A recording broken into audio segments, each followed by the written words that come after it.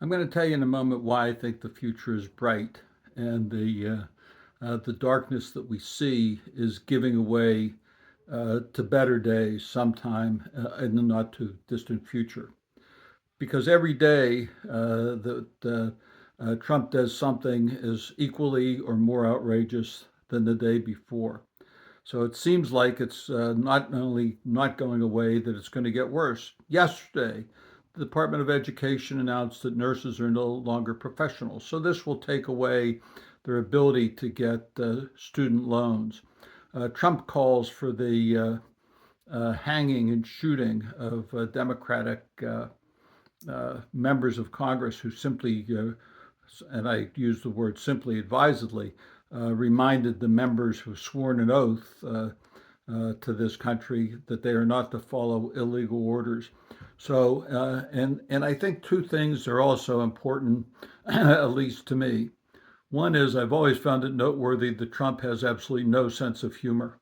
I look back on the presidents in my lifetime, starting with President Eisenhower and on, that they all expressed at least some sense of humor, particularly about themselves. Some, like Nixon and LBJ, I don't really remember so much about their sense of humor, but I know they surrounded themselves with people who are willing to question their abilities, and that at least takes some degree of modesty to be able to do that. Trump does not. He did some in the first term, but we've seen in the second term he doesn't. More importantly, I've referred to Trump and his people, including the masked goons of ICE, as Nazis. And sometimes I've been criticized by friends and others for using those terms with these people, but that's the way I see it. But what allowed the Nazi movement to build and then survive was based upon, in my view, at least two factors. One is coming out of World War One, Germany was required and forced to sign the pact that put it under severe financial strain for years. Uh, and also, it is a relatively, was at the time, homogeneous country, as we see in a lot of countries around the world. So, what do I see different here? First and foremost, one of the things I'm seeing more often is humor being used to portray Trump and his minions.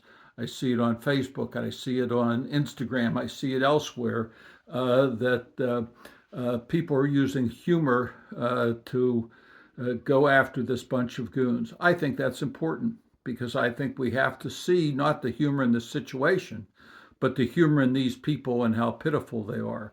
Second, what led to Germany rearming and advancing prior to World War II was that the Versailles Treaty, which I mentioned, put them in severe economic straits.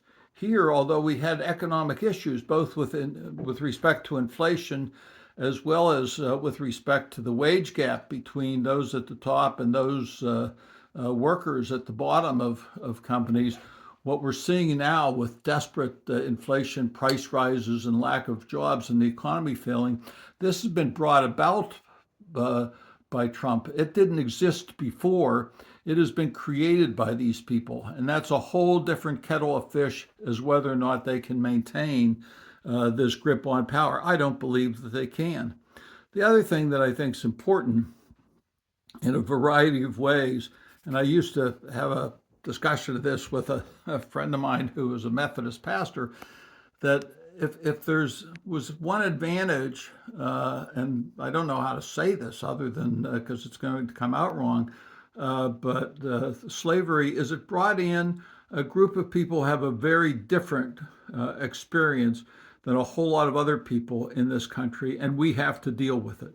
We have to understand what our background is. We have to understand what some of our fellow citizens had done, and we have to understand the point of view that I probably don't have and could never experience the way they did. We have people who are white, black, brown, Japanese, Indonesian, African, Mexican, Latin American, from all over the world as part of this country. We are not a homogeneous group, so we have to consider other people's point of view if you're going to make any sense of who we are and where we're going. In this regard, I think it is wonderful to look at the protests going on around the country, is it's not just old white people or black people. It's young, old people of all colors and size, shapes, and religions working to protect each other and do what is right and do what is human. I view these are good signs, and I don't see those signs going away until this fight is won.